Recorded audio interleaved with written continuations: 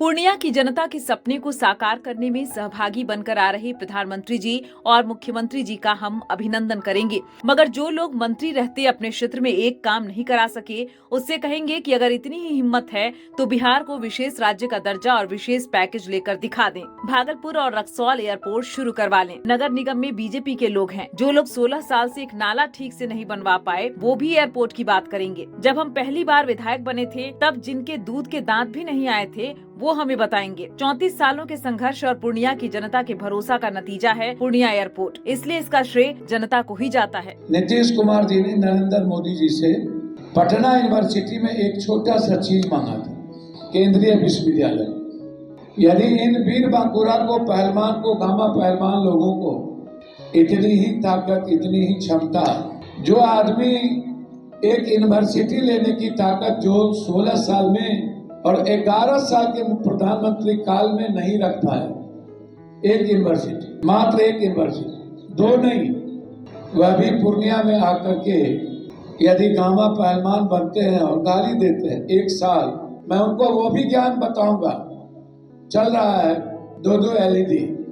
जब ये लोग कोई एमएलए एमपी नहीं बने थे, तब से मेरा एलईडी शुरू हुआ है। पहला क्वेश्चन पूर्णिया के एयरपोर्ट, इस इलाके के एक एक मुद्दों को लेकर। लेकिन पहला सवाल सब मैं 2-3 पूछ लूं। जब से सरकार बनी, नगर निगम बीजेपी के पास है और 16 साल में जिसको एक नाला बनाने की औकात ना हो, एक नाला वो एयरपोर्ट बनाने की हैसियत बताता है। शहर में कमर भर पानी लग जाता हो, दिल्ली डूब जाता हो, पटना 11 दिनों तक खाना के लिए तरस जाता हो, पटना का चारों तरफ गांव कट जाता हो। कल भी हम सोनपुर में थे, राघोपुर में थे, 10-10 गांव कट गए, 1000 घर कट गए, कोई सूद लेने वाला नहीं। 3 दिन पहले हम सिवान में थे, कमर भर पानी सड़कों पर थी। तो तीसरा, मैं गामा पहलवान और डिप्टी सीएम साहब लोगों से जानना चाहूंगा, भारत में सभी जगह स्मार्ट शहर मिली, बिहार में क्यों नहीं? क्या हुआ मुजफ्फरपुर का स्मार्ट शहर? क्या हुआ भागलपुर का स्मार्ट शहर? आप डिप्टी सीएम साहब मुंगेर से हैं, डिप्टी सीएम साहब लखीसराय से हैं। हम जानना चाहें, स्मार्ट मीटर घोषणा के बाद क्यों नहीं बनी? इसके लिए औकात क्यों नहीं है आपको? वहाँ आपकी हैसियत कहाँ चली जाती है? तीसरी चीज, प्रधानमंत्री आदर्श ग्राम। मैं चैलेंज करता हूँ डिप्टी सीएम साहब और ललन बाबू, आपको 11 साल के अंदर कोई एक ग्राम बता दो प्रधानमंत्री आदर्श गांव जिसका निर्माण हुआ हो। एक, या तो मैं रिजाइन करूंगा या तो आप रिजाइन करो। चैलेंज है पप्पू यादव का आपको। एक, या तो मैं दोगला का पैदाइश होंगे या तो आप लोग जो श्रेय लेने वाले हैं। मैं रिजाइन ना कर दूं तो दोगला का पैदाइश।